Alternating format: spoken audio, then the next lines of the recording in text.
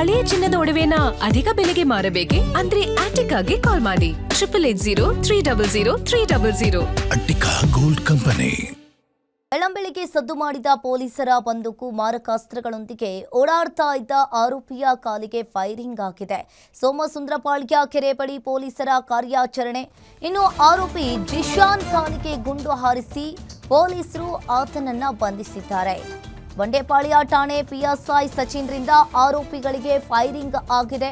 ಹಲವು ಅಪರಾಧ ಪ್ರಕರಣಗಳಲ್ಲಿ ಪೊಲೀಸರಿಗೆ ಬೇಕಾಗಿದ್ದ ಜಿಶಾನ್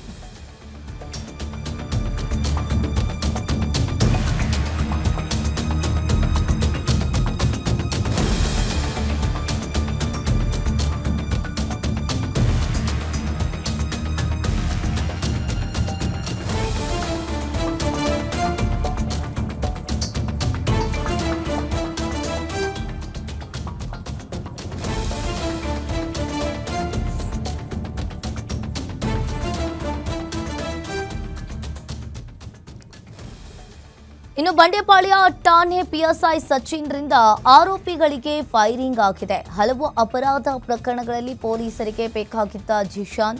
ಇನ್ನು ರೌಡಿ ಶೀಟರ್ ಆದಿಲ್ ಅಕ್ಮಲ್ನ ಸಹಚರ ಜಿಶಾನ್. ಖಚಿತ ಮಾಹಿತಿಯ ಮೇರೆಗೆ ಬಂಧಿಸಲು ಪೊಲೀಸರ ತಂಡ ತೆರಳಿತ್ತು. ಇನ್ನು ಬಂಧನದ ವೇಳೆ ಪೊಲೀಸ್ ಸಿಬ್ಬಂದಿ ಸಂದೀಪ್ ಕಾಂಬ್ಳೆ ಮೇಲೆ ಹಲ್ಲೆ ಆಗಿದೆ.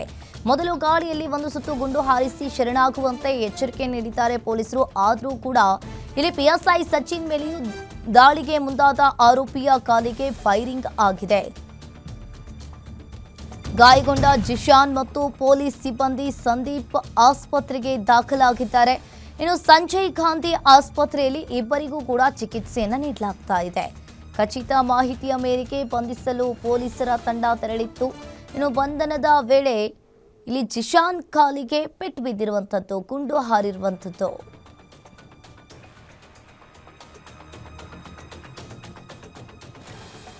ಇನ್ನು ಬೆಳ್ಳಂಬೆಳಿಗ್ಗೆ ಸದ್ದು ಮಾಡಿದ ಪೊಲೀಸರ ಗುಂಡು ಮಾರಕಾಸ್ತ್ರಗಳೊಂದಿಗೆ ಓಡಾಡ್ತಾ ಇದ್ದ ಆರೋಪಿಯ ಕಾಲಿಗೆ ಪೊಲೀಸರು ಫೈರಿಂಗ್ ಮಾಡಿದ್ದಾರೆ. ಸೋಮಸುಂದರಪಾಳ್ಯ ಕೆರೆ ಬಳಿ ಪೊಲೀಸರ ಕಾರ್ಯಾಚರಣೆ ಆಗಿದೆ. ಇನ್ನು ಬೆಳ್ಳಂಬೆಳಿಗ್ಗೆ ಪೊಲೀಸರು ಗುಂಡು ಹಾರಿಸಿದ್ದಾರೆ. ಬಂಧನದ ವೇಳೆ ಪೊಲೀಸ್ ಸಿಬ್ಬಂದಿ ಸಂದೀಪ್ ಕಾಂಬ್ಳೆ ಮೇಲೆ ಹಲ್ಲೆ ಆಗಿದೆ. ಇನ್ನು ರೌಡಿ ಶೀಟರ್ ಆದಿಲ್ ಅಕ್ಮಲ್ನ ಸಹಚರ ಜಿಶಾನ್. ಇಲ್ಲಿ ಖಚಿತ ಮಾಹಿತಿಯ ಮೇರೆಗೆ ಬಂಧಿಸಲು ಪೊಲೀಸರ ತಂಡ ತೆರಳಿತ್ತು. ಬಂಧನದ ವೇಳೆ ಪೊಲೀಸ್ ಸಿಬ್ಬಂದಿ ಸಂದೀಪ್ ಕಾಂಬ್ಳೆ ಮೇಲೆ ಆತ ಹಲ್ಲೆ ಮಾಡೋದಕ್ಕೆ ಹೋಗಿದ್ದಾನೆ. ರೌಡಿ ಶೀಟರ್ ಆದಿಲ್ ಅಕ್ಮಲ್ನ ಸಹಚರ ಜಿಶಾನ್ ಅನ್ನೋದು ಈಗ ಗೊತ್ತಾಗ್ತಾ ಇದೆ. ಈಗ ಜಿಶಾನ್ ಕಾಲಿಗೆ ಗುಂಡು ತಗುಲಿರುವಂಥದ್ದು.